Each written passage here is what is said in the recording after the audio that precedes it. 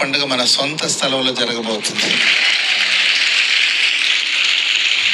అదే మన సొంత స్థలం. ఆ కొండను ఆనుకొని కొన్ని ఎకరాలు స్థలం మనం తీసుకోవడానికి ప్రభు సాయం చేశారు.